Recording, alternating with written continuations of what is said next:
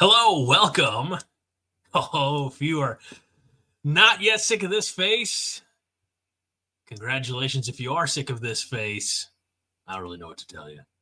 Welcome to a very special Monday Night Therapy, live at an odd time with an odd face, odd host. Might not get much more odd than me. I am Greg Mahochko, the regular host of co-host, whatever, the Five Heart Podcast on Thursday nights, and Coronation's Overreaction, which just wrapped up the season last night. And here I am, surprising many of you, at least all of you who didn't read the description. No John tonight. Not my story to tell, but let's just say work coming out of the holiday. John, I did talk to him today. He expected work to be easier, and then he said everything blew up. And yeah, thanks, Aaron. I saw that. And Minnie is out of town, so it's me. It is the default third place choice for Monday Night Therapy. I'm here for it. Yeah, Aaron Keene says he said panelist wrong. Yeah, not good. You're right. I'm just a lowly panelist on my own show, and that's okay. As the great one, The Rock, once said, it's important that I know my role and shut my mouth. But this is kind of a talk show, so the shutting the mouth part, not so likely to happen. Yeah, third place in a three-man bracket. This is going to be fun.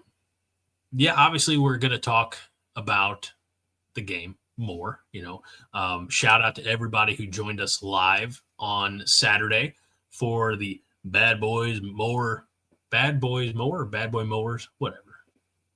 I know it's not Big Boy, it's Bad Boy. Big Boy's a burger. But everybody who joined us for the watch along live stream on Saturday, that was a lot of fun. I could see us doing more of that in the future if we can get it's not Holger Maniacs and it's not the overreaction. Can't call you filthy animals. We can get you, the chat, the comment section, fired up for it as well. But I did have a lot of fun. Biggest thing for me was it really became crystal clear why I tend to do these shows after the boys are in bed or asleep. But the kids were a fun addition. Heck, between my boys and Minnie's daughter Stella, they kind of stole the show, and that's fine, because I believe the children are the future. Teach them well and let them lead the way. Show them all the beauty they possess inside. Yeah, we're going to start losing viewers with crap like that. Fred says Monday nights, the Whistlers in the wheat field. Why not just call you Children of the Corn? It's probably not copyrighted or trademarked. But Fred says I can make that joke about being second to last runner-up. I won third in a four-man bracket at the Cornhusker State Games, and my dad gave me shit about it for decades. Well, now we can too, Fred. Now we can too. Because the type of shit that we can give ourselves, and we openly share about it, clearly, Fred, I don't think it bothers you that much. So I don't know what the hell John usually does here. I know sometimes he has entertaining guests. Obviously, Minnie has been a tremendous assistant, help. That's not the word, but been a great big help on Monday nights as well, keeping John on task. I don't have any of that. So, Pinstripe Bowl, Nebraska wins 20-15. Finished the season 7-6. First winning record since 2015. Yeah, that's sad. First bowl win since 2015. It was Mike Riley's second year, I believe. First year. Mike Riley's first year. Assistant to the regional manager. Not the assistant regional manager. So when she goes back and watches this, I'm sure I'll catch 8 ways of hell for mislabeling. But make no mistake, I don't have the cool Mac whatever to make the thumbs up bubble appear. Anyway, so okay, here we go. Sorry, Fred. I had to read it. Trying to be better. Had to read it before I posted it. Next year, Greg's chopping lettuce, then assistant manager. That's when the big bucks start rolling in. Yep. I know that's a reference to something that's not ringing a bell right now, and that's okay. Because even I get lost once in a while. This is gonna be a fun show. I've 3 times now tried to say Nebraska wins the Pinstripe Bowl 20-15.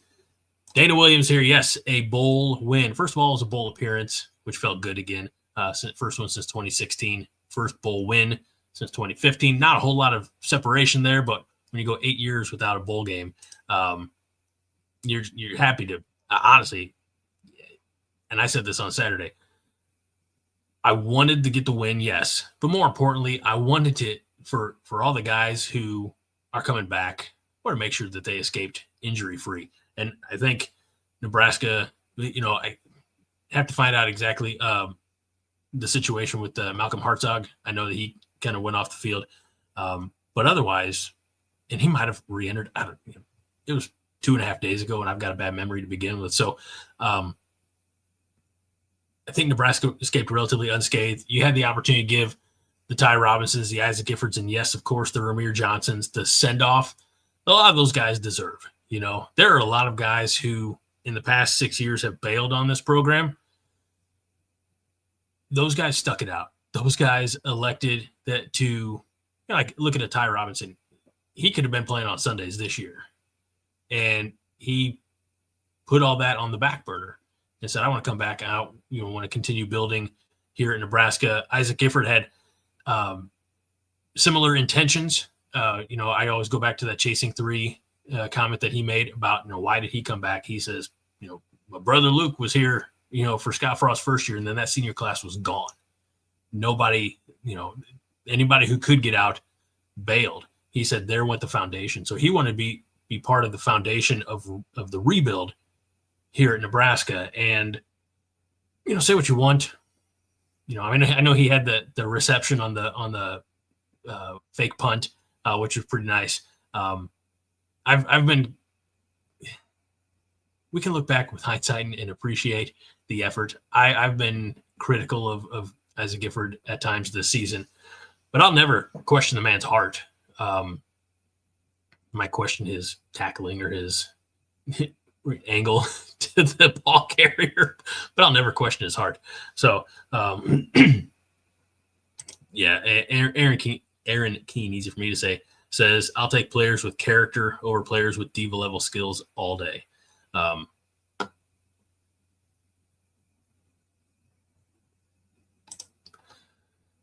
Let's see. Fred says the moment the bowl game became a must-win to me was after they blocked our punt. If we lose after that, it's an Iowa finish, ugly, shitty, and sticks with us all season. I agree. That to be up 3 scores at one point, Nebraska led this game 20-2 going into the fourth quarter, and Boston College just chipped away, and they did it in ridiculous fashion. We talk about the blocked punt.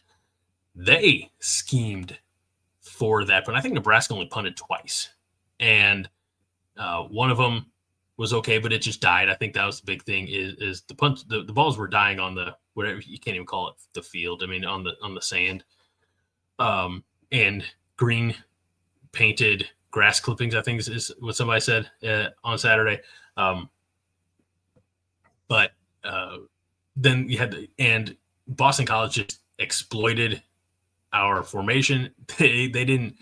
It wasn't anything fancy of guys running. In from the edge.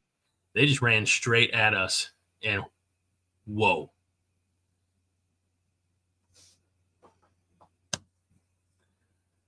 Ladies and gentlemen, I didn't think it was going to happen. I'm honored and I'm touched, and I feel maybe a little offended that he thought I couldn't get the job done by myself. You can't.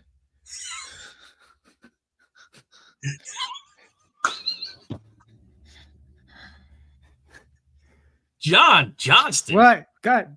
What? Founder, fearless leader, didn't even give me the opportunity to give you the proper introduction. Can I say 160 pounds of twisted steel and sex appeal? Well, I think I'm more than that. Okay. Okay, what's going on? You know what's going on? We were just talking about the bowl game win, buddy. I ate too much. Yeah, you had a nice birthday gathering. I did. Was it for one of yours? It was for my oldest son who's turned 32, Greg. I don't know if this makes me feel old or makes you feel old, but that's only 10 years younger than me, John. Fuck. Thanks so much. Son of a bitch. Okay. How are you, John? I'm genuinely curious how you're doing. Okay. I'm pretty burned out because today was supposed to be an easy day, and then my customers blew shit up all over the place. So have you ever told them not to? I do. I tell them that, and they go ahead and they fucking blow up their backup systems. They blow up a paging system. They somebody blew up a laptop. Look at that shit. I like that. 70 pounds is pretty good. I did eat too much or something. Oh my God. We were supposed to go to a pizza place, and apparently it was busy. So we went to a nicer restaurant, and I had French dip, and then I had a butter rum cake made by Satan. Was it that good or that bad? Oh God, yes. I'd had it before. I looked at the woman and I said, "This is the one made by Satan," and she goes, "Yes, it is." And I was like, "That's the fucking butter rum cake for me." So wait a minute. Made with real rum. I have no idea what it's made with. I don't care. I'm sure the alcohol cooks out of it, but my wife had some, my granddaughter had some, but it's still just like, oh my God. Hey, what's your shirt say? It says, "If we die, we die." Can you stand up and show that to the good people? This is from Husk Guys. Okay. I think how do I stand? I don't know, but unzip a little bit more, boss. Yeah. But it's from Husk Guys, and I would think I was supposed to do a video about this because I told them I hate this phrase. I hate it. No, why is that? It was popular. It's supposed to be like, well, if we die, we die. Like don't let anything stand in your way. What Fred Sacco says, this is getting creepy. What the hell? We ain't even started yet, you son of a bitch. No, I said I hated it because I thought I wasn't prepared to answer this question. Because I'll be honest with you, living is hard. Dying's pretty fucking easy. And it's a really low bar. Everybody gets to die. So if we die, we just do what everybody fucking does. Okay. You know what I mean? Big deal. Well. Years ago, I interviewed, I think it was during the pandemic, I interviewed Ken Jureski. You know who that is? No. He is a photographer. Okay. And actually, I think I do. He was your credential mate, right? Wouldn't you sometimes share sideline credentials? Oh, well, I was on the field more with Aaron Babcock when Hale varsity, but I don't think I was ever on the field with Ken Jureski. But Ken Jureski has shot 4 or 5 Olympics, 2 wars. Ooh. And if you look up his name, you will see an extremely triggering, a very vicious, volatile, horrifying picture of an Iraqi soldier that's been burned alive climbing out of a tank. Mm. And it was a photo that all the services refused to use because it was about it was a war photo. I mean, the interview with him was pretty good because, I mean, this is a guy who's been to a lot of things that most of us would never, ever do. Let me ask you that. Can I plug one of your former shows here on the network? Sure. Was that on John's Post-Life Crisis? It was, yes. I have all that audio if we ever wanted to re-release those tapes. I think this one might be on YouTube. Well, there you go. Never mind. Never mind. I said anything, folks. Hey, how about that football game? Which one? The Pinstripe Bowl, John. The one. That Wait, I Nebraska didn't played. finish my Ken Jureski story. I'm sorry. Okay, here's the finish. Here's the punchline. All that shit leading up to this. I never forgot a phrase that Ken Jureski said to me once. He said he has young photographers that wanted to be war photographers, and he would ask them why, and they'd have the conversation. He'd say, well, they'd end up saying, I'm not afraid to die. And he would tell them, it is not about being afraid to die. It's about going out there and get your dick shot off and having to live the rest of your life without your dick.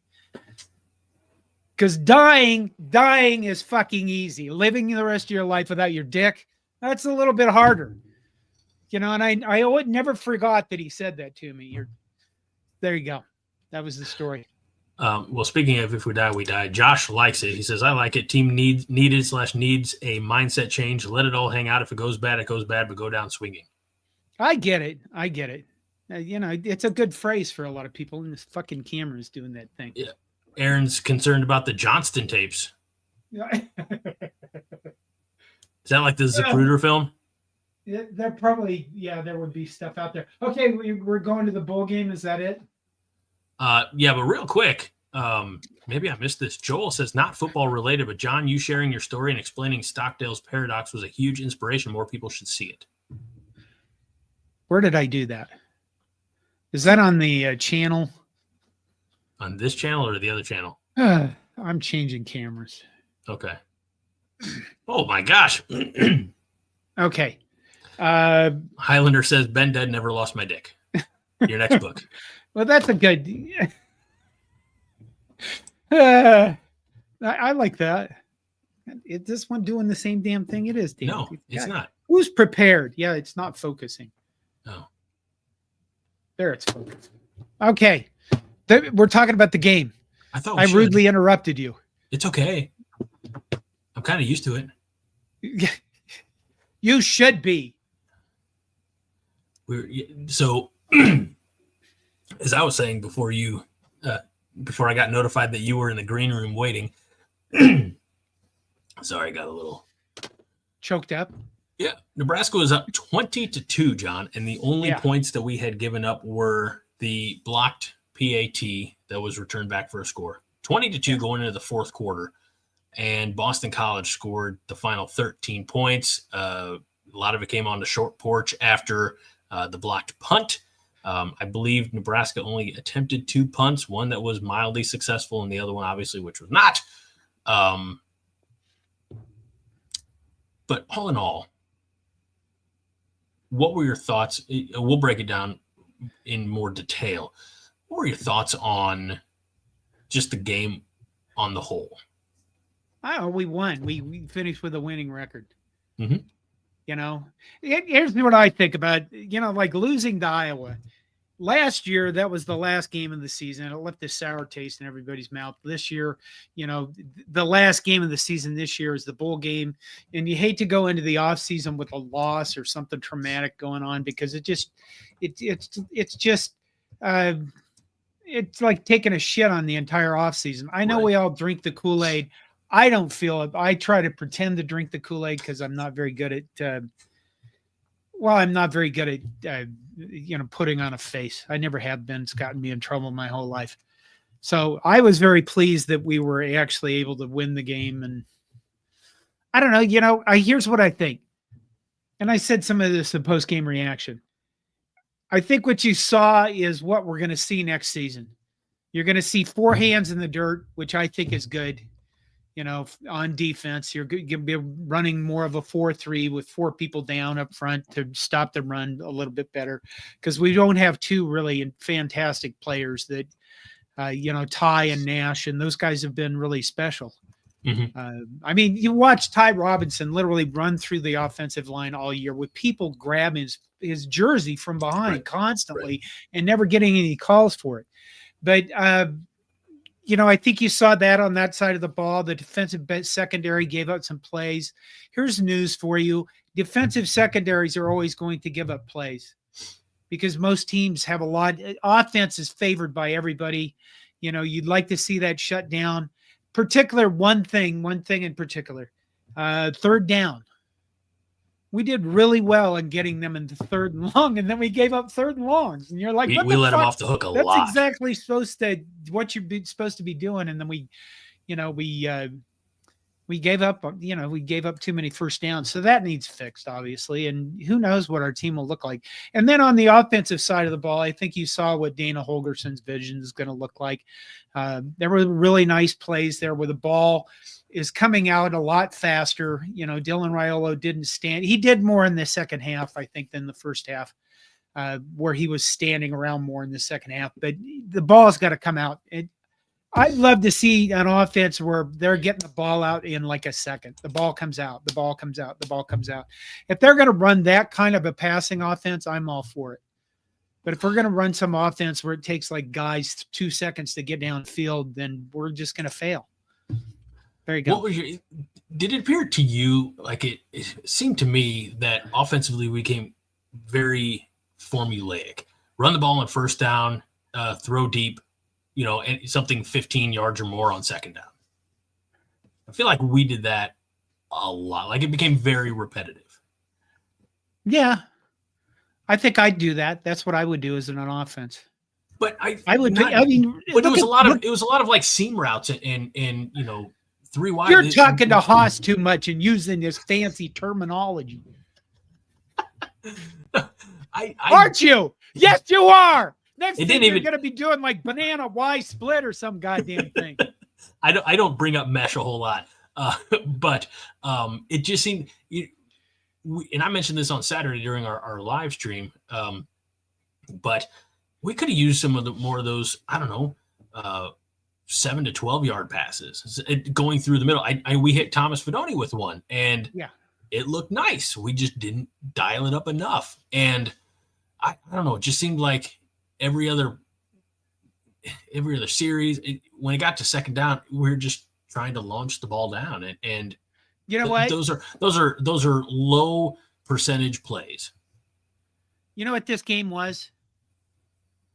This is the last game. From a coach's perspective, this is the last game that Dana Holgerson would have gotten to see what his quarterback looks like against a real opponent. Because from now until next fall, they get a practice against each other where everybody kind of like pretends they don't know what's coming on defense and all that stuff. Right. Your coach used to go, play honest. And you'd be like, okay, coach, fuck you. And then you'd run right to where they were going because you knew that's what they were doing. But I think there's a fair amount to be said for that there's, he wanted to see things. He wanted to see how people would do things. Dylan Raiola still needs to work on his deep ball. We can say that because Minnie isn't here. No, she's in the comments. Yeah, well, she's not here to beat us up and give us that look. You know what I mean? That look that like fries your head for a while. I wanted to take a quick time out of football. So Nebraska men's basketball is playing right now against Southern. They're up 33-11 in the first half with 3:22 to play. Bryce Williams has just scored his 1,500 and 1,501st points at the collegiate level. So now Nebraska's up 34-11. I want to talk about this. So Aaron Keene says 2 comments back to back about taking the foot off the gas. Aaron Keene says, foot off the gas thing is killing me. They got to knock that shit off. And Vince says, did Rule or Dana take the foot off the gas? Don't think Rule wants to rub it in too much as Mr. Nice Guy. They definitely got conservative. Do you think so? I mean, either that or they just got tired and we're not executing. College adjusted and started playing better football. Okay. Well, I mean, then we have to adjust to the adjustment, do we not? Well, yeah, we need to. And that's the problem. But that's always been our problem. We struggle so much to adjust to the adjustment, and that's why sometimes our second half's not our better half. Well, I think our better second half has been our suckier half because we've sucked.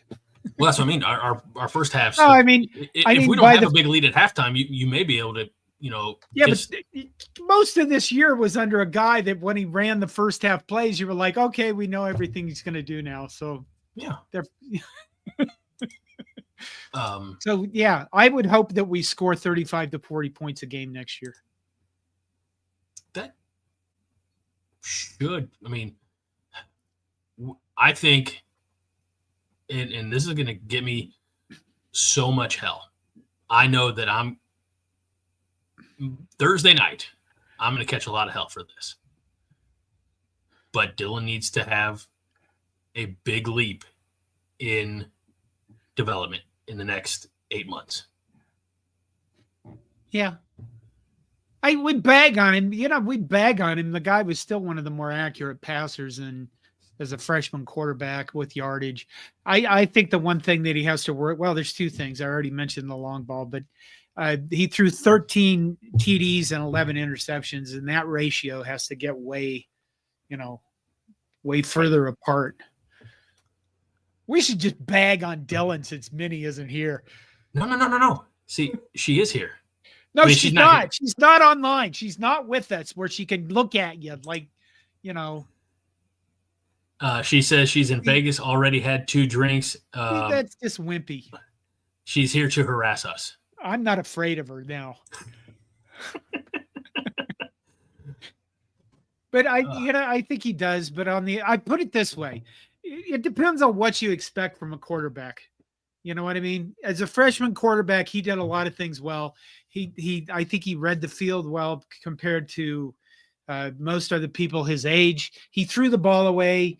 He didn't take sacks a lot. I think he's done those things pretty well. He obviously has to learn how to frickin' slide properly. We have a comment about that. He is on the field, or at least get a first down and take the hit. You know what I mean? That has been, an issue in multiple games this year. And, Beetle B says, even before the show got going, I want to talk about the slide. Raiola is lucky he didn't get hit. And then he followed up, I didn't start this other, but he's like, but like really hit.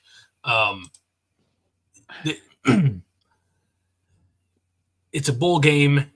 Depending on who you're playing on the other side, probably not a whole lot to lose if you try to cheap shot the opposing quarterback. You know what I'm saying? Yeah. So he is lucky that contact wasn't significantly worse. I also think where he slid too early. Yeah. I also understand why they wouldn't have thrown a flag on the BC player, because he'd already committed to the contact before Dylan went into the slide. Like, again, what are you going to do? You run into that situation. I think in Kenny Pickett's senior year at Pitt, where he faked the slide, got up and ran for a touchdown. Like as a defender, you're going to make the contact. They changed the rule. Right. Yeah. They cleared that out. So, as a defender, you're going to make the contact, take the penalty, and save the touchdown. But I'll say what I did like about that was when he got up, when he thought that, there was illegal contact, he shot up with a chip on his shoulder, and he got into the defender's face, and then that drew a flag from the BC sideline, which was kind of funny. Like we almost had a little scuffle.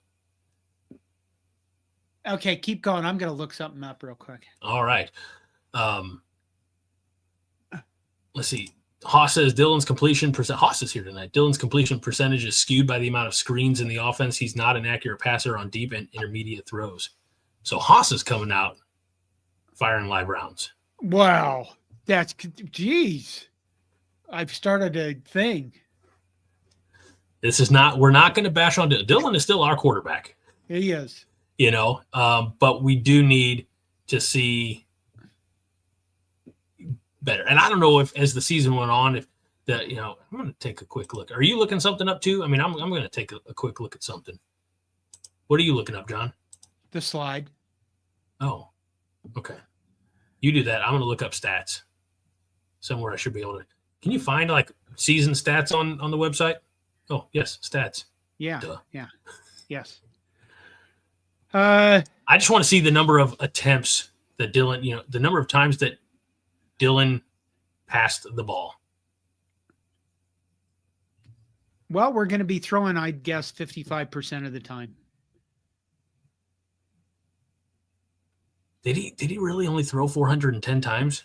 410 times this season. Okay. That seems low. Well, how many rushes did we have? Oh, good. 448. Yeah, so it's about 50-50. It's close. It is. You know, It's very close. Honestly, it's a lot closer ratio than I would have thought. But I would have thought, it seems like we threw the ball a lot more.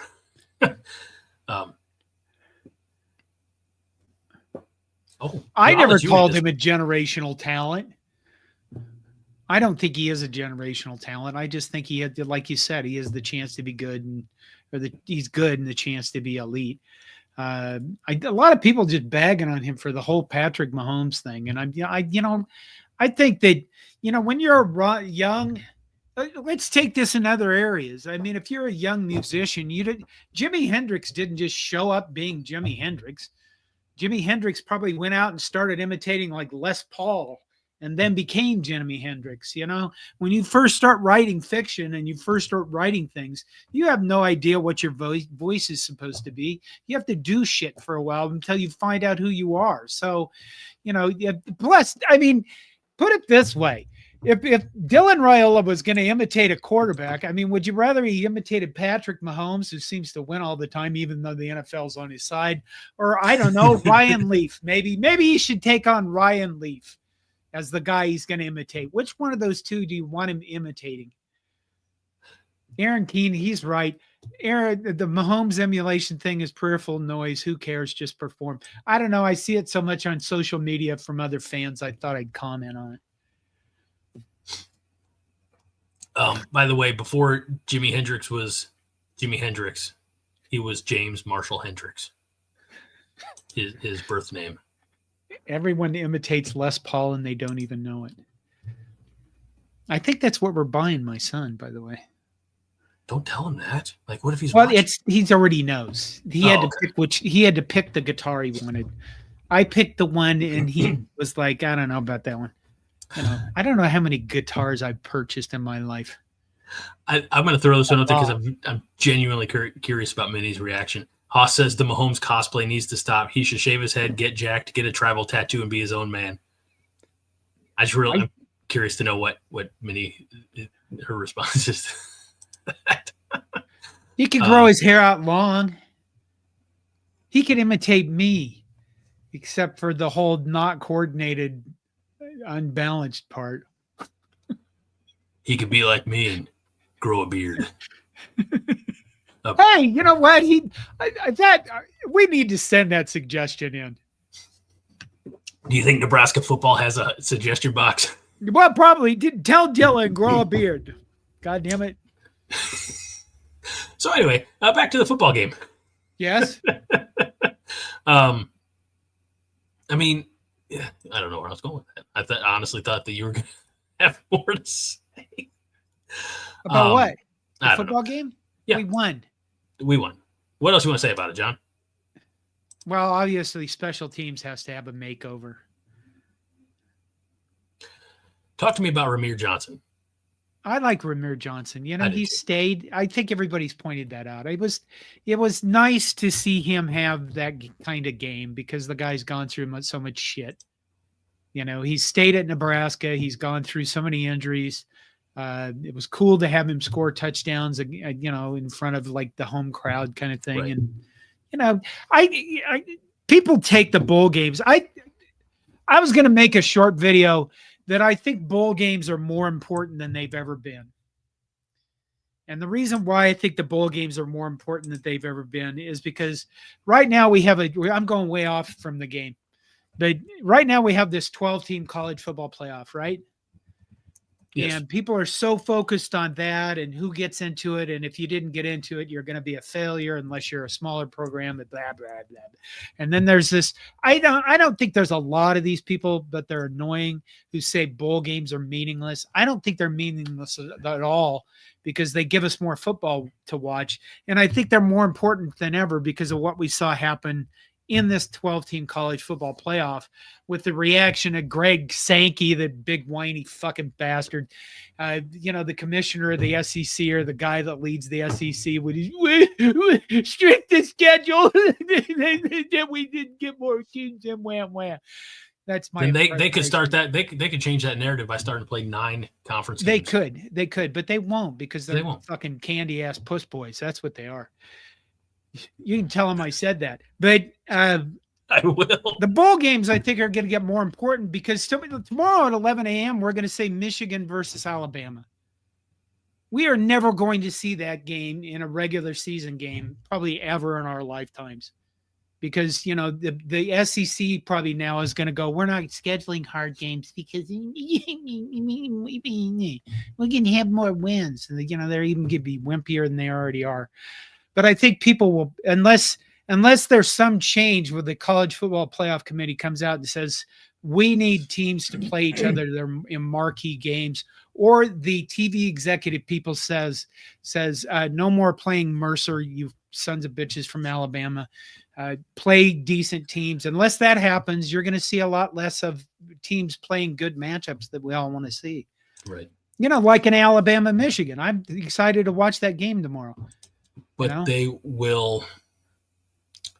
never come out and make any recommendation that would make the road more difficult for the SEC teams. That's true.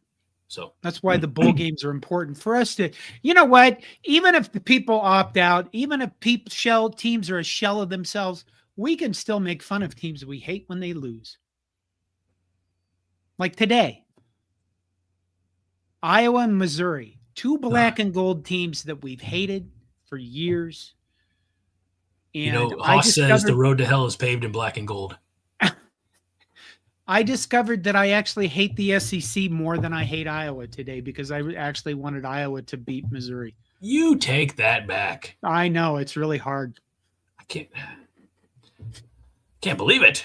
And then they failed, you know, because I cost him that game by rooting for him, I guess. You know, 1-score loss. I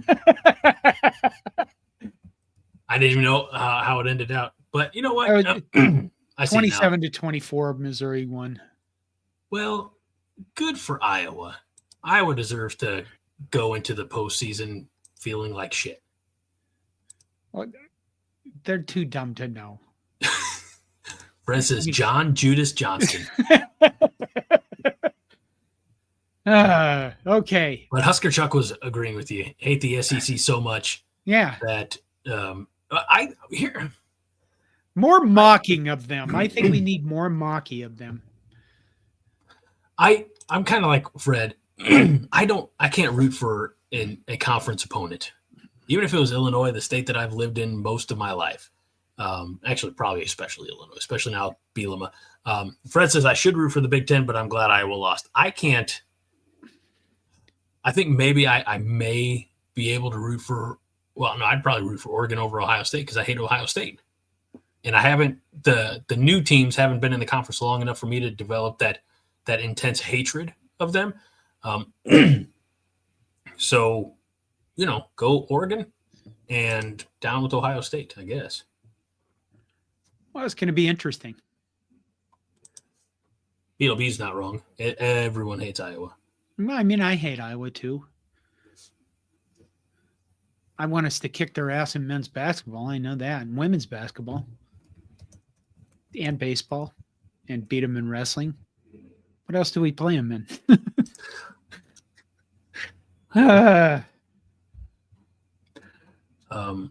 John, I really wanted, because I'm just so tickled that you're here, but I didn't plan for you to be here. I really just wanted to spend some time talking about the 2024 season as an entity. And, you know, not to say that we won't ever talk about it again, but, you know, put that one behind us and look to move forward. It is important to know before we move on that 3 of the 4 Matneys are here tonight. Wow. So, that is David, Angela, and Sam. Welcome everybody who's I'll tell you what, as soon as you jumped on, the numbers started skyrocketing. It was like back in the old days before the internet where, you know, if you're watching something live on TV, you got to call your buddy and be like, turn on channel 28. The viewership numbers jumped. We call that the John Johnston bump. Okay. Yep. You wanted to talk about the 2024 season. I think we should, right? What do you want? What? 7-6. Yeah. bowl game victory. Yeah. Do you view this season as a success, John? I think it's a step forward. Yeah. I think, put it this way. There's people of a certain age that have never seen Nebraska even in a bowl game. Right. Oh, well, let them be happy about it. I mean, you can't just look at this and go, "Oh, we didn't win enough games. But remember when we used to win all those games? It's just not good enough for us." Blah blah blah blah. God, let people have some joy. Let people just go like, is it where you want to be? No, not over the long term, but it's better than we've been in a while. And if you're honest with yourself, if you have any self-awareness about your Nebraska football team, you know that we've sucked for years. Sucked, as in the worst power program out there, because we haven't made a bowl game. Even shitty teams have made bowl games over that period. We made a bowl game this year. Enjoy it. We won. We're plus 500. What else happened this year, Greg? What's that, John? We realized that we have a coach who will do the things that it takes to be successful. And that is, he looked at his offensive coordinator and he said, "You're not getting the job done." He fired him in the middle of the season, basically, and hired a guy who's an experienced, proven offensive coordinator to run his offense. And then he had another guy leave. That's fine. Good. I wish Tony White the best of luck. And now we have another defensive coordinator, and we're going to see what happens. He made changes. He will have to make changes to special teams. He pounded on the table. But I think those things. Yes, it was unless you just want to be I could be an old man crotchety guy and do that. We used to play for championships.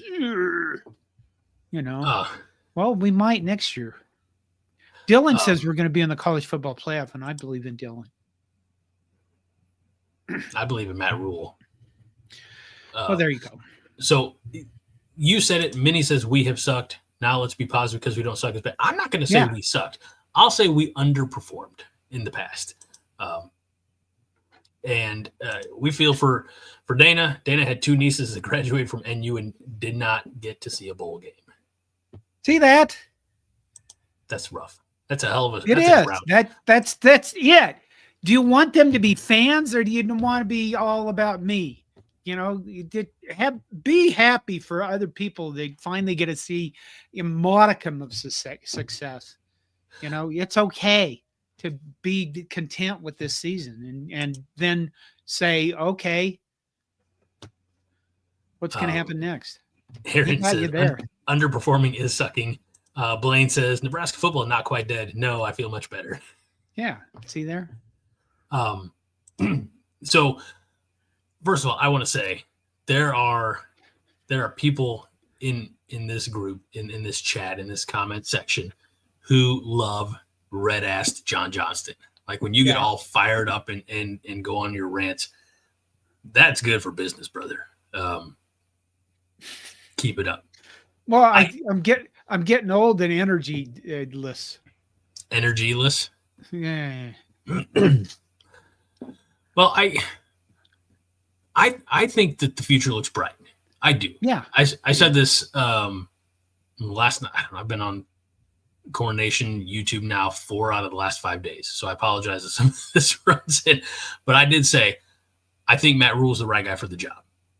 I like that not only is he made in-season adjustments, but he's making bigger. When he came here, I think his mentality was still of we've got to recruit the best high school kids and we've got to develop them. And he saw that in this age of college football, that is not going to work because you have experienced move-in ready type athletes in the transfer portal that can go, they've been coached up elsewhere. You pluck them out of the portal and they're ready to play on Saturday. And so I think he's blending those two philosophies in a way that fills the immediate need, but also, refills the funnel, as it were. So for that, and what you said about making the difficult but necessary in-season coaching adjustments, I think he's the right guy for the job. Yeah, I do. And that's going to upset some people who look at the past 2 years and feel like, oh no, Nebraska's, we're no better off than we were 5 years ago. Well, that's bullshit. That's bullshit. 5 years ago, we weren't celebrating a bowl victory. 5 years ago, we were stuck in the mud and the muck and the mire of the Scott Frost era, where we were progressively getting worse every season. Now I look out and I see hope. I see sunrise over Lincoln, Nebraska. I'm not trying to be overly poetic here, but I'm genuinely excited for where this program is headed.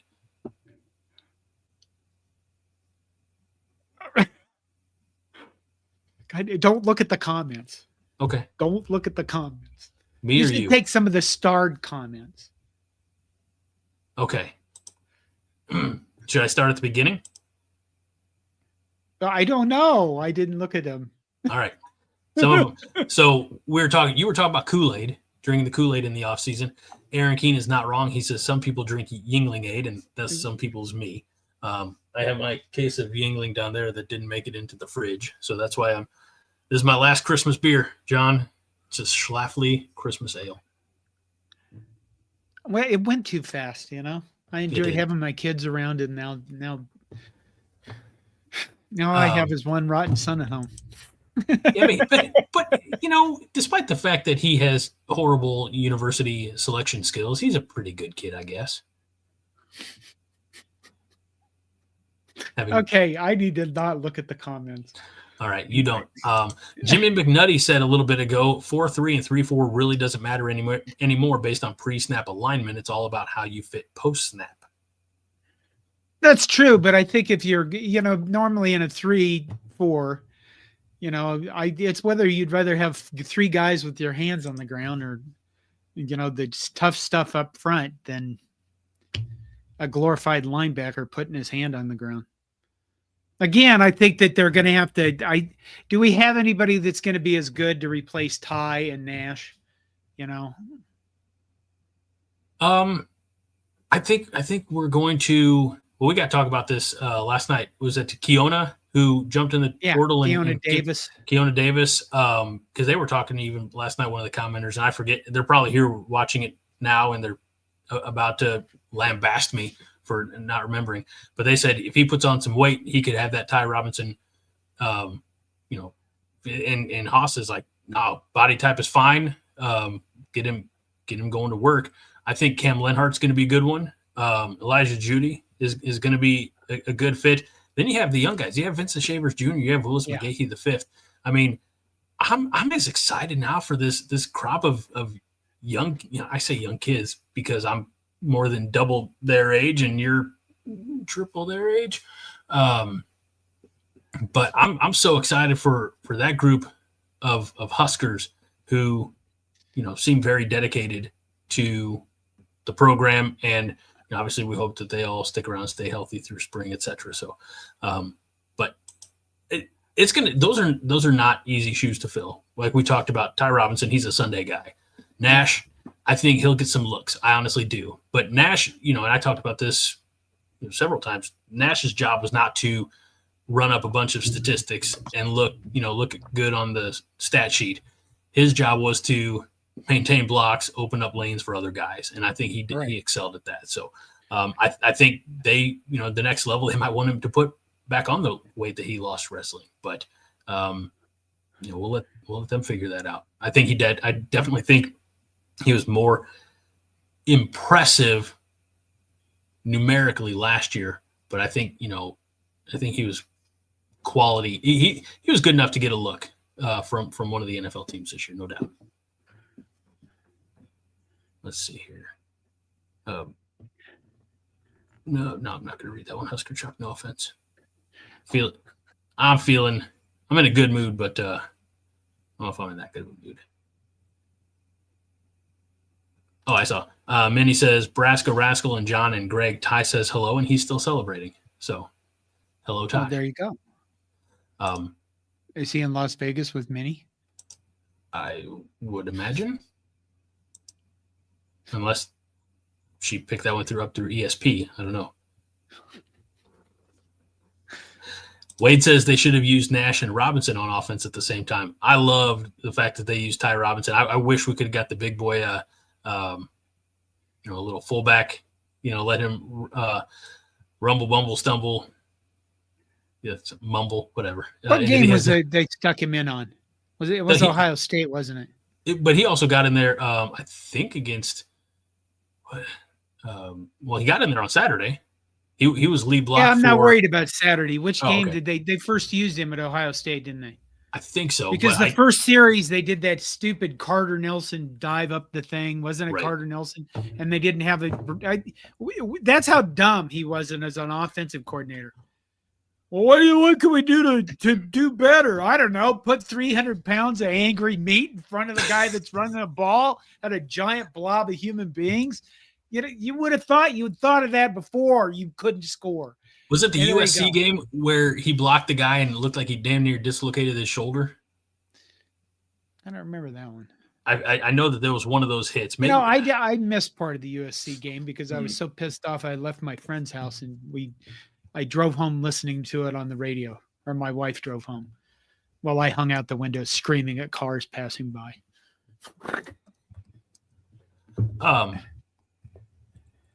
So I loved, utilizing Ty in that way, and we had to because our everyday fullback got injured very early on in the season. But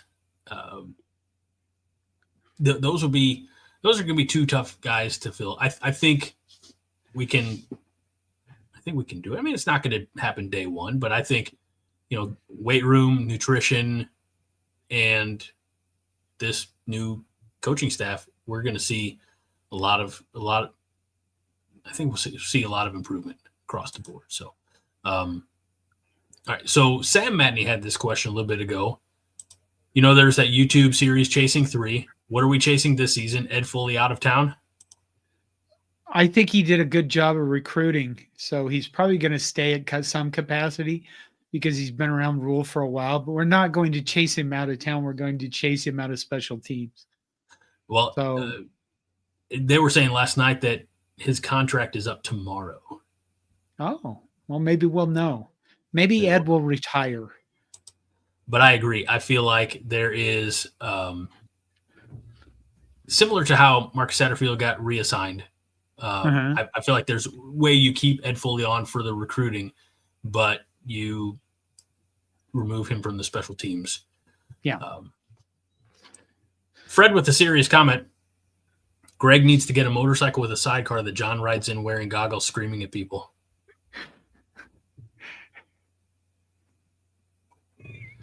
My favorite thing to scream at people is when I'm in a car and I'm not driving. What's that?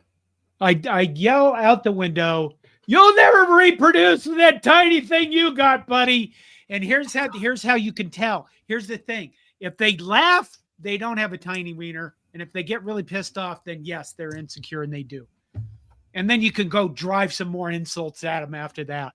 Except you don't do that when you're in Dallas. No, you don't shout at people. It's like I don't shout at people around here. I do in Minnesota. They're all puss boys here. There you go. I honk. They're all passive aggressive up here. They'd be going, "Oh, I'm angry, but I don't know what to do about it." John, when you're angry, you just yell at people and call them. Do you ever call them shit ass through the windshield? No. If I'm angry, I don't. Shit ass a lot of times is a term of endearment. I say other things like, let's go. I didn't know. That's interesting. So now all the times I go back and you've called me a shit ass, it wasn't out of hatred. Interesting. No. I mean, there's a tone thing. It's always about tone, right? I guess. Yes, it is. No, that's true. My mom used to say, it's not what you say, it's how you say it. Yes. So there's nothing more with it. Remember the Luke and Darth exchange? Which one? They were very pivotal. Oh, come on. How's this start? Obi-Wan never told you what happened to your father. He told me you killed him. Luke, I am your father. No. See how different that is in tone?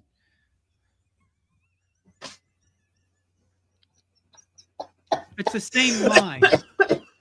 It's the same lines, but it's just completely different in tone.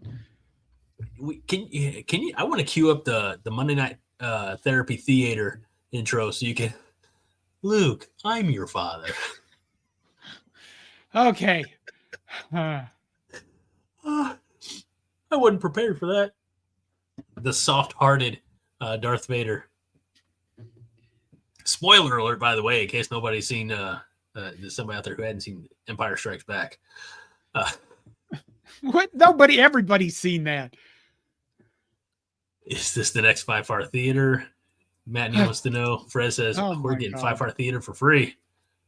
RS says, loved watching every minute of the BYU beatdown of Colorado. I thought that was going to be a good game. And it was not a good game. I mean, it was a good game if you watched Colorado getting beat up. But I thought I wanted to see good, mashy, tight, close games. And then somebody's disappointed because they lost close. Instead, but BYU just beat the shit out of them. Here's the other. You know what the other thing was? Travis Hunter had one really good play in that game where Shedeur Sanders hit him with a pass, and he blew by everybody. I mean, Travis Hunter is a talent. He is very athletic. And that's the play that ESPN decides to show on SportsCenter. Of course.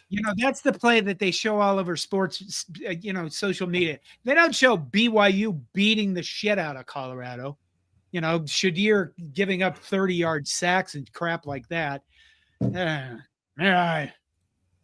But he actually played the game. Like, he finished that game. He didn't walk off the field like he did in Lincoln. That's true. And he stuck around longer than Cam Ward did at Miami. Yeah. So I don't know how, I don't know how you opt out of a game halfway through the bowl game, but whatever. I guess you got nothing on the line. Let's be honest. This is Miami. Yeah. I mean, what about has Miami ever struck you as anything but a group of people that are just criminals anyway? No. So they're not worried about family. They're more like a family, like mafioso. You know what I mean? I do know what you mean, John. Yeah. So they have a culture issue always at Miami because they choose to be about different things. That's my take on it. It's kind of a crotchety old man take. That's all right. We're here for it, John. Wade wants to know, will Deion go to the pro team that his son ends up at? I think that'd be awfully difficult to do. Yeah. I mean, talk about helicopter parenting.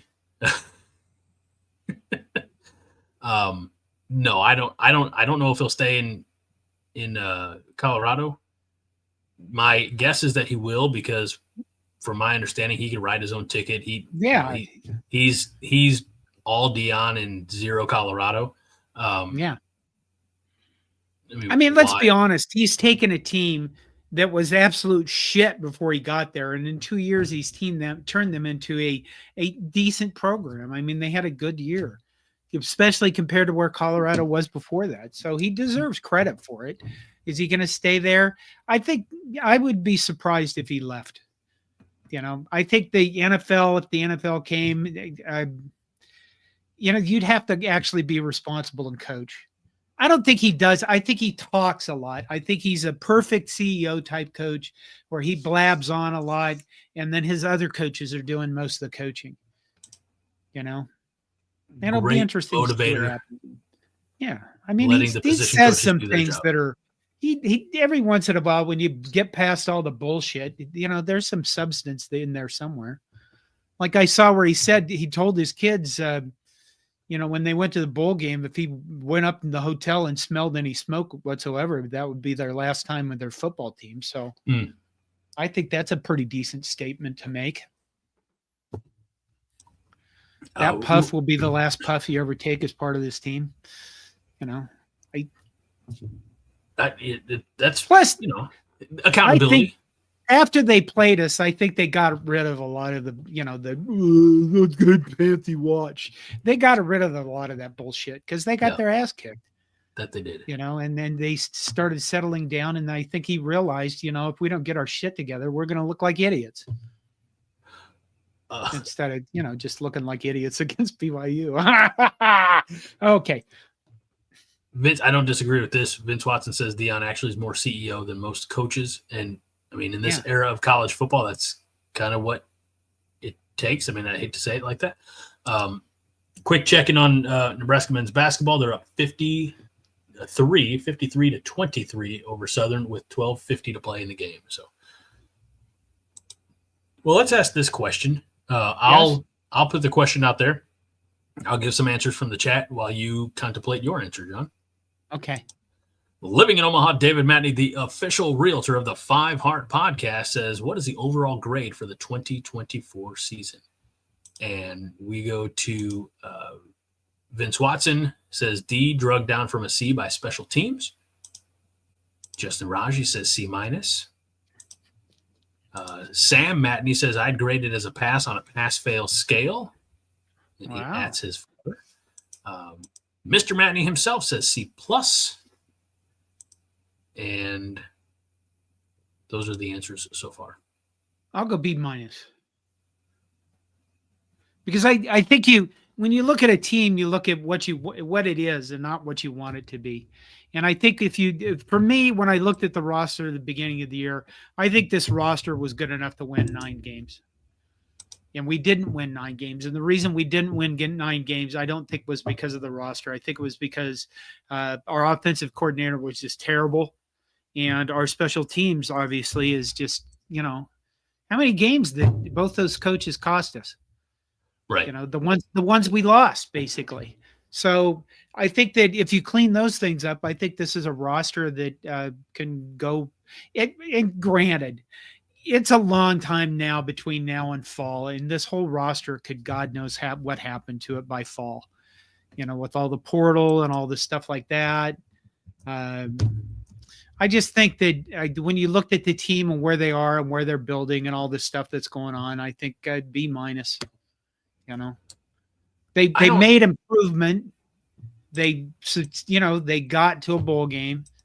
Did we want more? Of course we wanted more. Especially that loss to Iowa really sucked shit. Right. Let's see. Don Dre says C minus. Peter Christian says C minus. I'm probably in that C plus B minus range. There are certain expectations. Honestly, you know me, John. My before the season predictions are always ridiculous. They're always ultra optimistic, undefeated, 15, 16, whatever it is, and but I'm not ever going to pick Nebraska to lose. So if I were being genuine, I don't want to do that peek behind the curtain.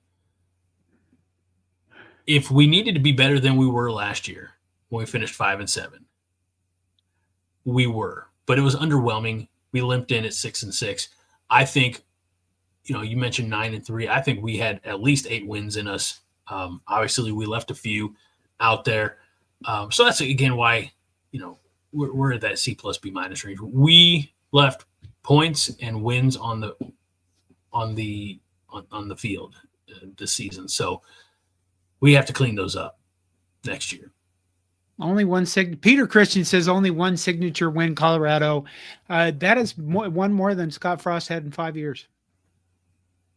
It's true.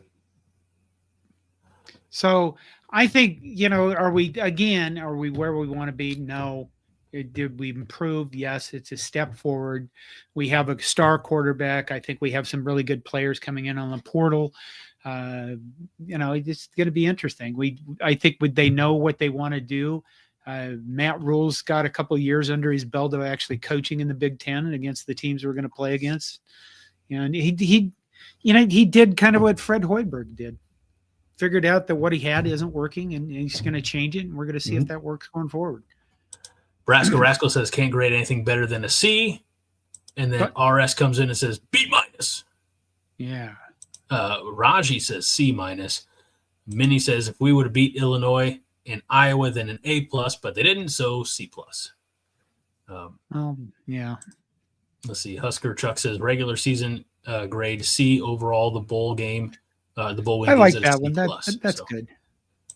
And Peter Christian says, "Good point, John." Well, unfortunately, it's true. That's kind of sad. 2 questions here about Nebraska and UCF. Wade says, "Will Nebraska play? Will Nebraska play UCF in a bowl game in 2025?" No. I agree. And then Peter says, "How about Nebraska scheduling Hell UCF?" no. We're not doing that motherfucker any favors. He's in it. Why would we ever schedule him? Why would we schedule them? Do you think there are so many other options to play? I have no interest in having Scott Frost ever inside Memorial Stadium again. And I hope to God that there's a lot of people in the administration, the athletic department that feel the same way. So I interpreted this question as... Have I let it go? Fuck no. I interpreted this question as like it was already kind of announced. I hadn't seen that it was announced. But I interpreted that as, what are your thoughts on Nebraska scheduling UCF in the 26-27 season? But you're saying just what if we did, and you're not interested. What if we did and I'm not interested? No, Peter's saying, what if we did? And it sounds like you're not interested in Nebraska. If I was still Catholic and I had to go to confession, I'd walk in and go, "Forgive me, Father. It's been 83 years since my last confession. Do you have any problems, son?" "Yeah, fuck Scott Frost. Fuck that guy. Fuck him. Fuck him." There you go. And then, he'd do the same thing he would always do. "Okay, John, could you come earlier? We'll just have you come in on your own." And I'd walk out of there and people probably come up to me, high five, and the fucker.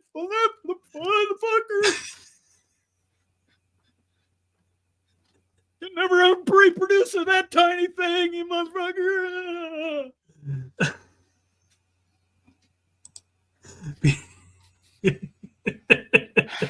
I'm much for your confessional rant, though, John. Just don't want anything. I don't want to hear about him. I don't want to hear, what he's doing. I don't care if he does well or does bad. I don't wish any ill will on the people at UCF. I feel like the way I think about Scott Frost is out of sight, out of mind. If I don't have to see him, I don't have to think about him, and then I don't have to have all these hurt feelings like bubbling up to the surface, and then I, don't have to rant. You'd have to go to confession and then just tell them that.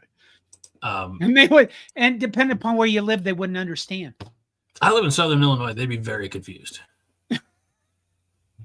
They'd be like, "Who? Sir, you're not welcome back here." I'm like, "This is God's house. I'm always welcome." So, now I'm all hot as hell. Damn right. Because you know what? I bought one of these bearskin hoodies. I know you people have probably seen these damn ads all over Facebook and everything. But I bought one because, the guy that was wearing it in the ad was really studly looking. And I thought, well, I want to look more studly. It's a decent hoodie. It's not bad. You're already the silver fox. If you get any more studly, we're not going to be able to have you on the show anymore. Oh, because you'll find me on OnlyFans? Is that it? I was just going to say it'd be an oil slick out there for the chat. Oh, God. Okay. Let's see here. Wait, we were talking about Nebraska football. Yes. Who was? That we are. We are. We have been.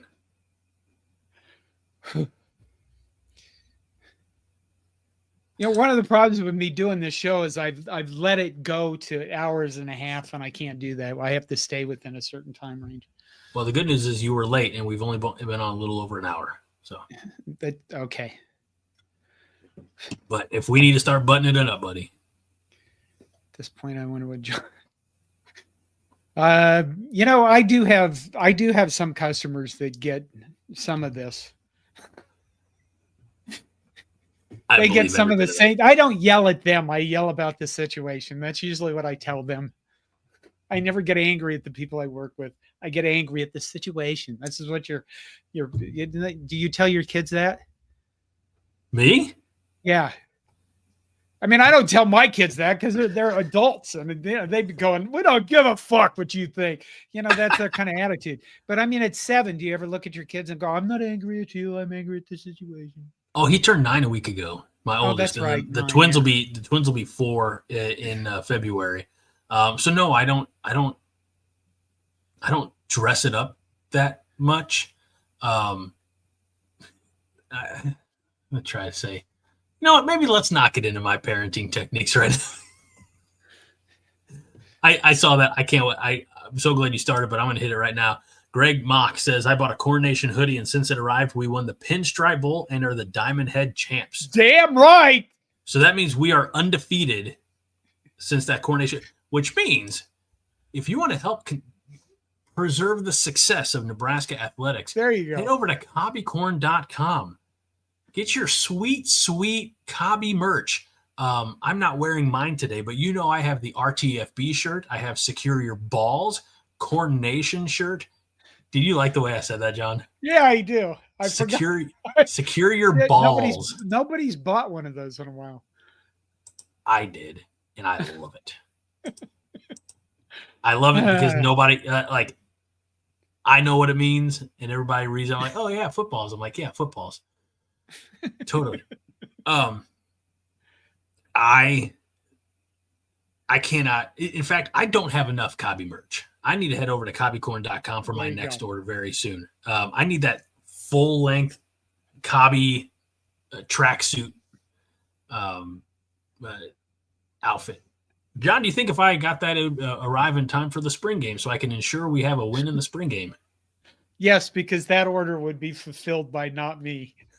So it would actually be shipped on time. Aaron Keene says, I have a Now Contraband CN Bug Eater shirt. Well, one of the very, very few. He and Mr. Matney both have the Bug Eater.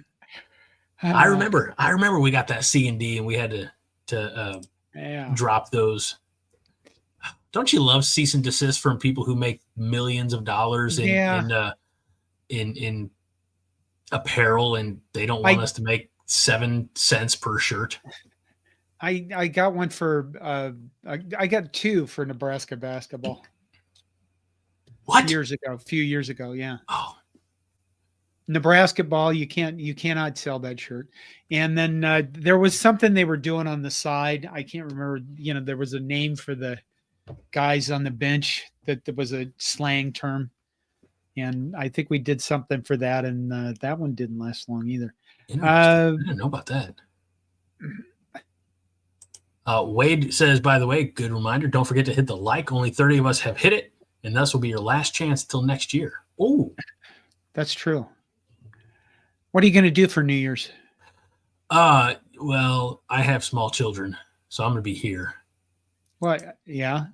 And they'll probably all be asleep. I did tell Garrett, he's my oldest. I did tell him today, I said, yeah, you can stay up as long as you want, buddy. We'll see. I imagine that might go till 10 o'clock. We used to do this thing when he was an only child. We would have like random Friday night campouts on the couch and like stay up, watch movies and have like popcorn, just like a couple of dudes, like we'd watch, obviously age appropriate movies, but we haven't done that in a little while. So I don't know, maybe we might throw something like that together, just hang out, put the twins to bed early because, we're doing Christmas with my family on New Year's. So, oh, wow. Got to make sure that they have some rest.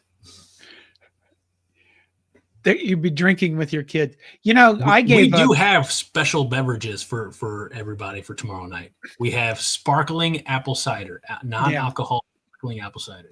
So. I gave up New Year's Eve many, many, many years ago, like in my 20s, I think. Well, it's amateur night. It is. It's you go out and have some people that don't drink a lot, then they drink a lot and they throw up on your shoes in a bar in Dallas and you get pissed off at them, and then their boyfriend's like, I'm going to kick your ass. And then you're like, you're not kicking my ass, you fuck. And then it kicks your ass. And then there's, all this commotion. And you're like, seems oddly specific, John. Yeah. I down in Dallas, there's wet and dry counties. At least there was. I think there still is. So there's counties that are dry, and all the people in dry counties drive to the wet counties, and they get drunk, and then they drive home, and it just seems stupid. So as of a year ago, December 2023, there are 4 completely dry counties in Texas. In Texas? Yeah. Oh, wow. So there's a lot less. The There's Baptists used to control that stuff pretty heavily. There's Borden County, which is named after the inventor of condensed milk. There's Kent County, which is the home of the ghost town of Claremont. There's Roberts County, which is located in the Texas Panhandle near Oklahoma. And there's Throckmorton County, located between Lubbock and Fort Worth. Well, see, like Forest Lane, it was this road in Dallas, and one side was dry and the other side was wet. So on one side of the road, you had gas stations and little convenience stores type things, and then the other side of the road, you had bars and just gentlemen's clubs and all sorts of shit. Speaking of, I don't know if you want to read this one out loud. I just want you to read it. Fred Sacco says every county John goes to becomes a wet county. We're going to leave that alone.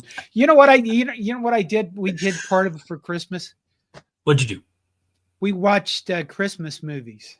Oh, that's fantastic. What's your favorite Christmas movie, John? I know it's a little.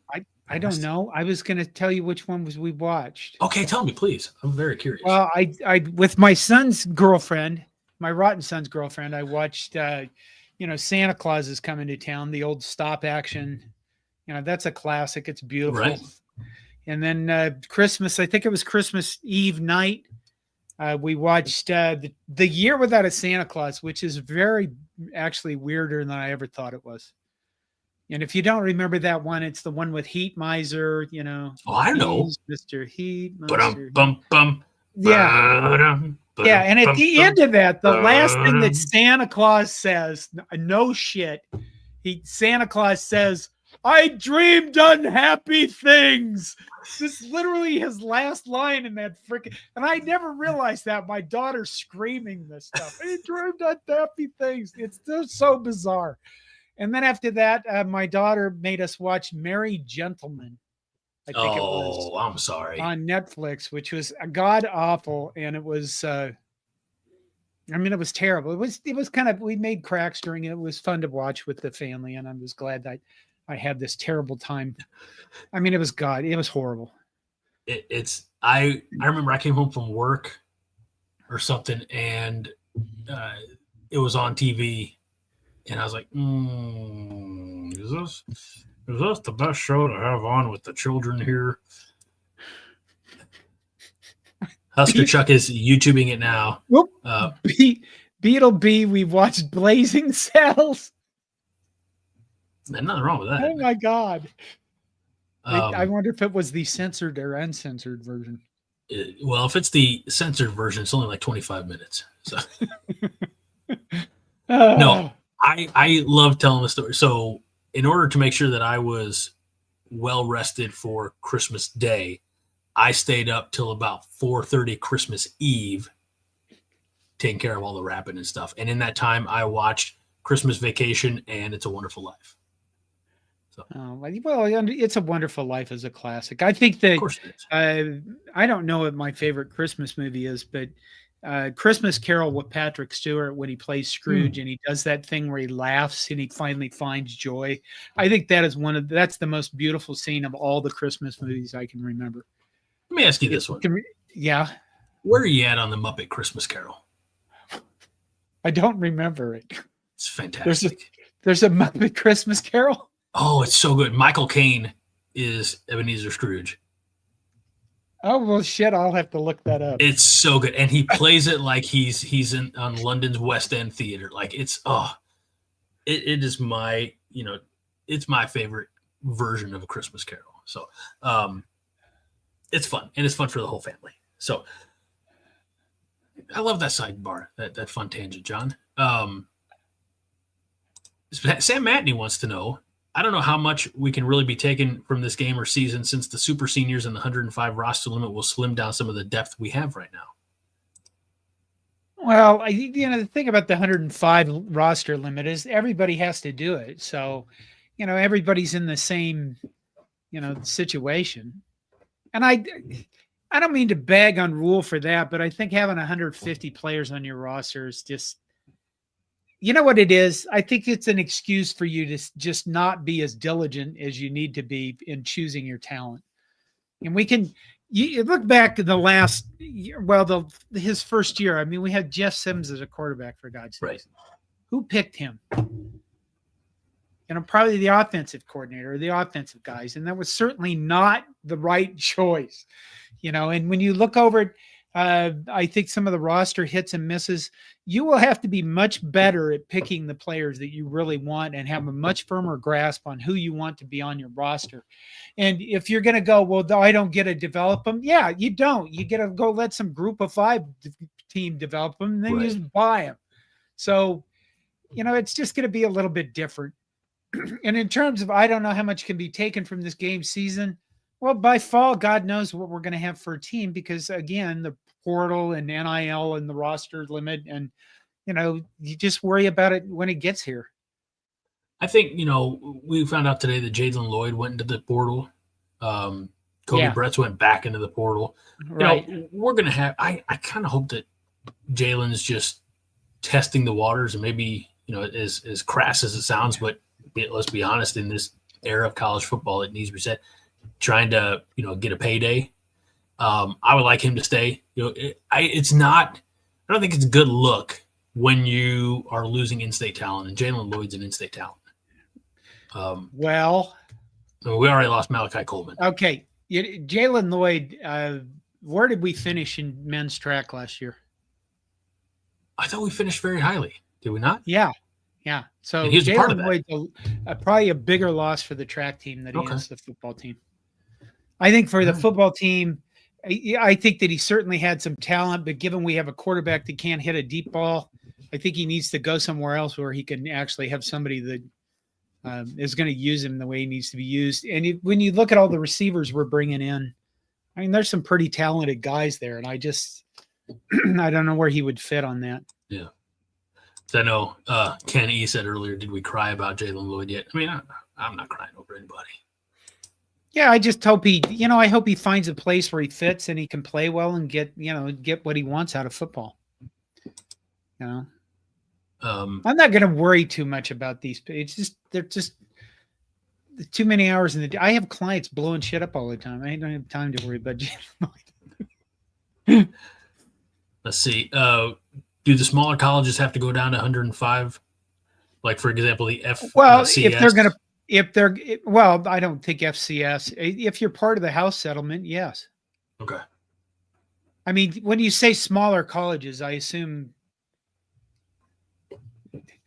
is he meaning different divisions? I don't know. I mean, or G5. I think everybody pretty much has to. If you're going to be part of the House settlement, which affects the NCAA, that's a good question. Beetleby says we still need to try to run the ball more. Yeah. Well, I think you're going to. Excuse me. Dana Holgerson already said we were not going to be an air raid. And I think you have to run the ball to be successful in the Big Ten. When you look at, it was tough on Saturday. Nebraska didn't do a whole lot offensively. But they ran the ball marginally more than they passed the ball. 33 runs, and that includes Dylan. That includes, with, a couple of sacks here and there, Brian Buschini, and with what he attempted, to 30 pass attempts. So, I mean, it's about even, honestly. Would I like to see more 60-40? Sure, I would. Are we going to get there? Quentin Ives. Quentin Ives. Well, I wasn't. I was just meaning as a team. Are you looking at the stats? I was. How many rushes did he have against Boston College? 1 for the touchdown. That's okay. If you think about it, it's a good high percentage. I don't know if we are looking. I mean, we convinced Emma Johnson to stay. Yep. Quentin Ives. We've got was it Jamarian Parker, if I'm getting that right, from St. Louis, as coming in as a freshman. Is there anybody in the port that Haas and I talked a little bit about this last night? You just don't find those unicorn running backs in the portal. It's their and if you do, I don't know if Nebraska could afford it, honestly. But let's see. John. Oh my God, they're catching up. There's 4:50 left, and it's 65-40. Yeah, but we got numbers. We're in transition. Oh, 3-banger! Boom! Well, thank God they've stopped the bleeding. RS wants to know how old you are, John. I know you're 9. not supposed to ask a lady this question, but you don't qualify. I'm 9. No, not how old you act. How old you are. Well, I'm 9. I was dead 9 years ago. Now I'm 9. Oh, okay. That's right. Husker Corner in the house tonight. Haven't seen CC in a while. Says, what's up? Pinstripes all around. Huzzah. And you're missed when Fred says Husker Corner. It's been like years. So. Okay. Oh, lurks, but not joins in. That's fine. Join in more, damn it. As you know, John, this is a very special group community that we have built here at Coordination.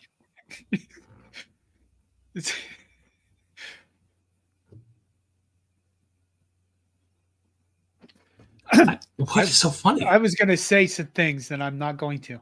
Please, because I've learned sometimes you shouldn't say some things. John, will you please say things? I would be offended if you didn't speak your mind. What do you mean? It's like special, like window liquor special? I didn't say I didn't see special. I just said no.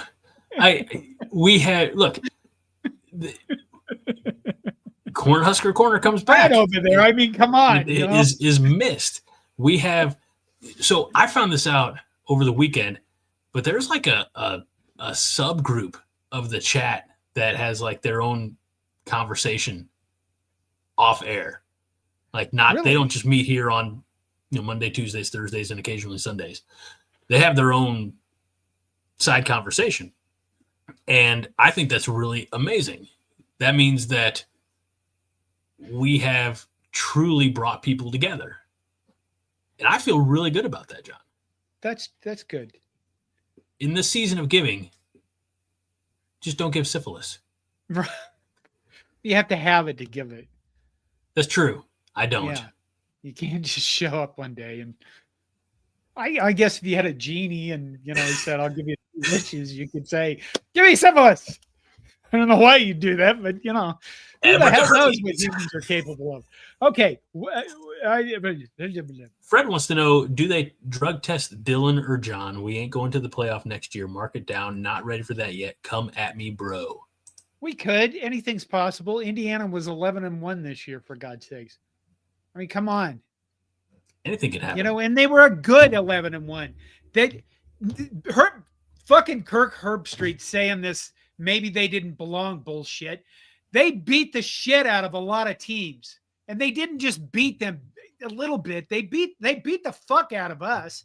And we had a good defense, and that game got away from us. Right. And taking that away from Indiana was just shit by him and shit by the rest of those announcers.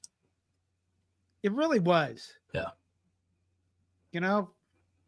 Mostly because the Wiener boys that they're going to support, the SEC, their 8-game conference schedule, it's just so tough going through this conference, and they're not going to schedule any tougher games and then believing they think they're supposed to be there just because they're the SEC. That's what I've taken away from this college football playoff more than anything. Well, let's take a quick look at can we look at that bracket real quick? What bracket? The remaining college football bracket. Okay. The bracket, as it were. If I can find the damn bracket. I just want to show the damn bracket. Let's do this. Nope. Nope. What the shit? I should have been prepared for this. Clearly, I was not. Isn't there just a place for the freaking bracket on their web. Okay, let's do this. Clemson lost to Texas. Were you surprised by that? No, Texas defense is really good. Ohio State boat raced Tennessee. Were you surprised by that? I was surprised at the just the sheer anger of how Ohio State played that game. They were pissed off. I just like, fuck you. We're going to prove something here, and you can go kiss our ass. And they stomped the hell out of them. And Tennessee was a pretty decent team, and they were not competitive in that game. Penn State dominated SMU. I don't think that surprised you. It wasn't surprising. Penn State's defense is really, really, really good. It'll be interesting to see what they do with Austin Giandy. The battle for Indiana had Notre Dame taking care of Indiana. I don't think that surprised you any. It did. Okay. It did, but that game, you know what happened? That game came in. My rotten son, who makes good points, said this moment is too big for them. And I thought, he's right. Their quarterback came down. They were about to score. They threw that interception, and then that 95-yard run or whatever it was. And then right there, they broke. They literally just broke. And their quarterback didn't play well the rest of the game. And I thought that Indiana might play them really close. It would be a good game, but it turned into an Indiana butt kicking, or the Hoosiers getting their ass kicked. I don't have the hate for Cignetti that everybody else does. No. Tomorrow night by about this time, give or take, Penn State at the 6 seed and Boise State at the 3 seed should be wrapping up in the Verbo Fiesta Bowl. I missed the Tostitos Fiesta Bowl. How do you see that one going, John? Penn State, Boise State? Well, I think Penn State's going to win. I think they just have a better defense. Yeah. Drew Aller is the most maddening quarterback that I can watch, because he can just every once in a while do something really fantastic, but most of the time it's like he's, I don't know, lukewarm milk or something. You just kind of go, well, milk. I guess maybe this is nutritious, but it's not very tasty. Well, good people who are going to be in the stadium on Wednesday, January 1st, New Year's Day, for the Chick-fil-A Peach Bowl. We'll see Arizona State versus Texas, and because it's not a Sunday, they'll be able to enjoy a Chick-fil-A. How do you see that one finish up? I mean, I hate to say Texas, it, but you got to take Texas. Yeah, right, Texas. Although, it'll be interesting that you've seen these guys from Arizona State, their quarterback, come out and say, I want to prove I'm better than Quinn Ewers. And I think they're running, but the Scatabo, that guy said nobody will stop him. I think it'll be interesting to watch and see what they do against Texas defense. So is Jeff Sims going to nobody's given. I would love nothing further from them for Arizona State to win that game, so we could all just say, piss off Texas in the SEC. It'd be like a massive, like, I don't know, like a bonus. Yeah. But is Jeff Sims the starter in that? Arizona State? No, I can't remember the guy's name. All right. Moving on. Then you have the Rose Bowl presented by Prudential. I just want to say, I'm going to go off on a little tangent here. If you have your life insurance, your retirement products at Prudential, just know that the proceeds that they could be reinvesting in your policy are being used to sponsor the Rose Bowl. Therefore, if you have another company that doesn't have such nationwide advertising, you'll get a better ROI by doing business with that company. I could like the Knights of Columbus, but you have to live in Southern Illinois and be Catholic. So. But the Rose Bowl, here's this. Not only is if it'd be one thing if they did like everybody, like the Pop-Tarts Bowl does. Right. Watch that bowl game, any of it, and you're like, okay, I want some Pop-Tarts. This is not working for any of the other bowls. I don't know if there was a Pop-Tart sales spike in like the 30 days before the Pop-Tart Bowl last year and the 30 days after by like millions of dollars. Let's see here. Pop-Tart brand manager Alex Soteropoulos said in the Sports Business Journal conference that in 8 weeks following the game, the brand sold 21 million more Pop-Tarts than it did in the 8 weeks prior. and they embraced it. They have some fun with it. They have embraced the weirdest shit ever. I mean, they have a resurrected Pop-Tart come back from last year as did you see that? Last year yes, it was great. They ate like strawberry, the frosted strawberry, yeah. Back and they resurrected it. They resurrected zombie frosted strawberry, and then now they're going to have to resurrect the cinnamon roll one next year. It's going to be good. It's going to be challenging for Pop-Tart. They're going to run out of flavors. They have to create new flavors. But Aaron Keene is absolutely right. The Pop-Tart trophy, the Pop-Tart Bowl trophy, was in fact a working toaster. Yeah. Okay, you were in the playoff bracket. We were. So anyway, we got number 8 Ohio State, number 1 Oregon in the Rose Bowl. It's a rematch from I think Ohio State's only not their only loss because of Michigan, but you got to give that one to Oregon, don't you? No. Really? No. You think Ohio State's going to come out pissed off? I think this is the national title game.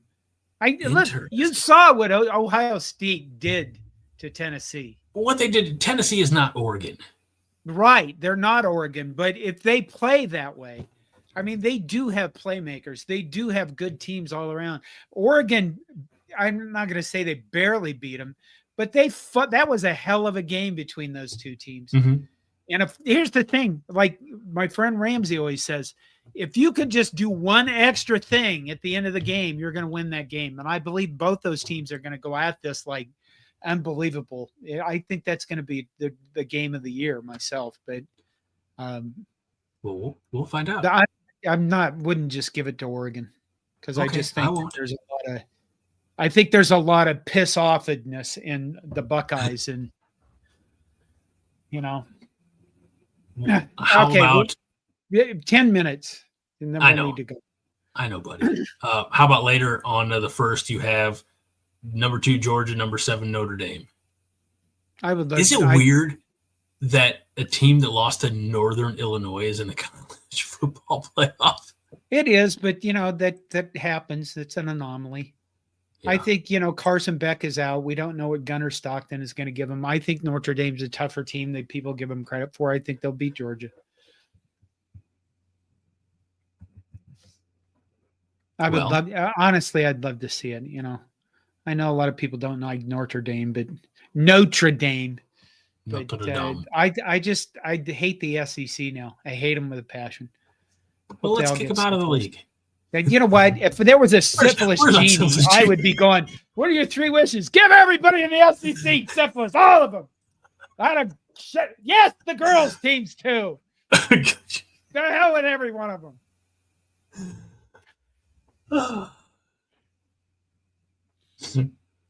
Can we make that a cobbycorn.com? No, probably not. Although I will, if you want to send me an email, I will take suggestions of what you think a syphilis genie would look like. Oh, and it can't look like the one from Aladdin covered with sores. All right, I think we've had. Oh, here we go. SEC, the Syphilis Eastern Conference. There you go. It would fit. Or the Syphilis Enveloped Conference. So, all right. Oh, here you go, John. You turned into Syphilis Claus. All right, let us call it a night, John. Let's let you get out of here. I appreciate you jumping on here. I wasn't planning for that, but it's always great to catch up with you, my friend, and to sit under your learning tree and learn how to properly rant. I got Baldur's Gate 3 for Christmas. Oh, okay. Is that what is that? It's a video game. Okay, interesting. It's. Aren't you a little old for video games? No, there's no such thing as that. All right. And when I get angry, I go out on Overwatch and I kill fake people, and it makes me feel better about myself. Well, I'm glad. Anything that I can do or that anybody else can do to make you feel better about yourself, John. We're all here for you. I'm pretty, I enjoy doing these shows. This is fun time. It is. Yeah. And you're the man, and I'm so grateful for you for this opportunity that you gave me 11 years ago. Is it that long? I'd have to double check the numbers, but I'm pretty sure Brian and I were doing detasseling the Huskers back in 2013, if not earlier. Oh, wow. So, thank you. You know what? You're getting gray or something. Oh no, I'm totally gray. Are you going to do that Ryan Day thing? No, we talk about this all the time on Friday or on Thursdays. I'm going to be happy how I age gracefully. I'm gonna take a play or two out of your playbook. I'm just gonna become the Silver Fox. Have I aged gracefully? Well, you're the most mature-looking 9-year-old I've ever seen. No, that's probably true. So I figure, you know what? I'll shave the beard here later this week, probably. Really? Before I see a client. Oh, is that they do expect that from you, don't you? Yeah, I got to match my headshot. Otherwise, they don't let me in the door. That's too bad. Yeah, it's all good. All right, brother. I'm very appreciative for you, all of you who have joined us tonight. I hope everybody has a very safe and happy New Year. Celebrate responsibly, please. We want to see everybody back here Thursday night, 9:00 for the 5 Heart Podcast. Make sure you check it. I'm guessing Andy's going to be doing Husker Happy Hour tomorrow night. I mean, he should. It's Husker Happy Hour and New Year's Eve. You can learn all about his trip to New York. So, is he going to do it? I don't know. He didn't do it last week, but we'll find out. It's New Year's Eve. He might, be. I don't know. Let me put it this way. If you see the link, join the show. Right. If you don't see the link, we want to see all of you back here just so we know you're safe. Thursday night, 9:00 Central, right here on Coordination's YouTube, Facebook, and of course, X. So for our founder, our fearless leader, and one hell of a model American, John Dam Johnston, I'm Greg Mahachko. This is the Monday Night Therapy. And we say simply, good night, John. Good night, Greg. Good night, everybody. Good night, everybody. We'll see you next time.